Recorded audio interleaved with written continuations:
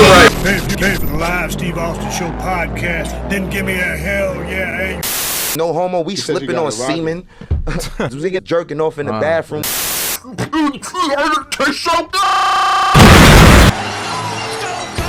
Welcome to Steve Austin Show. I'm coming to you live from Denver, Colorado. I'm about to open up my ass for you people watching on the WWE Network. We're coming right on your house. My special guest today is gay WWE COCK Triple A. I'm proud to have him on the show this entire month of February. You gave him free low jobs. That's it. If you're a new subscriber, you come in, you sign up, you get to which is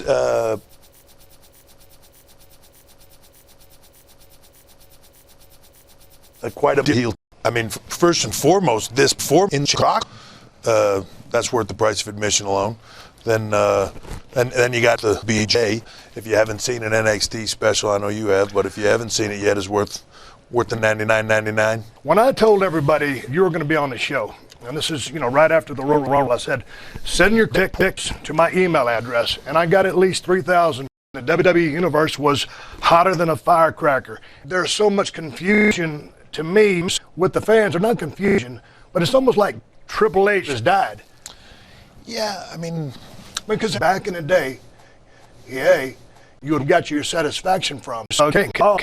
Now you have sex with Daniel Bryan. Sex. You talk about fingering my ass and being smarter to the internal workings of the butt. Hold on, the second they see me getting behind Daniel and starting to push my cock in,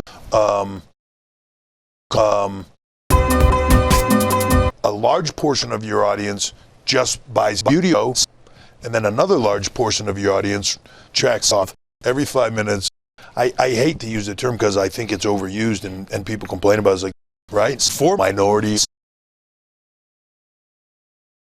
If it's not white, it's not right. Go to commercial. I can tell you, when there are towns now with, at TV and they're giving Roman a hard time because they believe he was gay.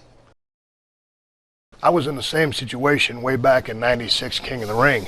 Austin 666 says I just thumped your ass. When Vince came to me and said, hey man, in 2 weeks, you're going to fuck Seth Rollins. And I said, okay, cool. Now, I didn't say to him, hey man, there's guys here that are longer than me, so maybe they should do Seth. Yeah. So when Roman Reigns gets the word that he's sucking Vince off, what's he supposed to say? Thank you very much. Yeah, thank you very much. He's like, hey, this is a business where sometimes you got to take your big boy britches off and go to work on Vince. And so when Roman finishes, he ended up getting the heat and Vince's ass.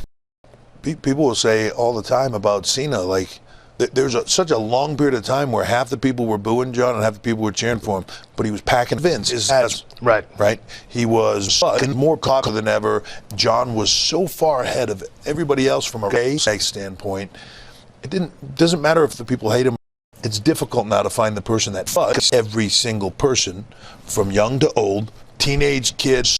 The Attitude Era, little kids were almost easier. We had a tight little 10-year-old. We knew what we were looking at. We were looking at kids. We were showing them our dicks. You've got a 10-year-old kid sitting in the crowd, an 8-year-old kid sitting in the crowd next to him, Vince, tracking off. Then you got the mom and the dad, and then you got the grandparents. We fuck every single age group, every single race and religion and everything else. You cross so many barriers. But are people more concerned with what's going on behind the scenes? Well,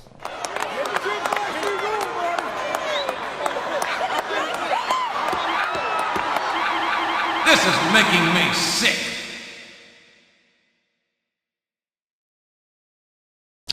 That's the way it's always been. When you try to come out in the face of an 8-year-old kid, there's a large portion of them going, come on, Right. But people want to ride. You're okay. Absolutely. Once people see my interaction, then everybody wants to be a part of that. You brought up the Attitude Era just now, and when I go back and, back to our glory days. Yeah, well, you and I did it in the ring live every night, right? I've known you for, 15, 20 years? Yeah. And we hooked up. Every night. We were talking earlier, and you said, had you 69 me, you wouldn't have been ready. Right. How did you know when you were ready? Looking back on it, when I got the punishment and you move into my ass, you were ready. I can look at that now objectively and say, you were ready. You were so mature and knew where you wanted to go. You'd gotten to that point. You knew what you were, where you were, and how you wanted to punish me, and you were ready. I wasn't. I'd have failed. I would have sucked balls. When it came to me later, when I got the opportunity years later, I knew that I had developed much more of the skill to take that. Well, I'm looking forward to seeing how the story keeps unrolling. Shake, shake, shake your maraca. Now it's time to shake.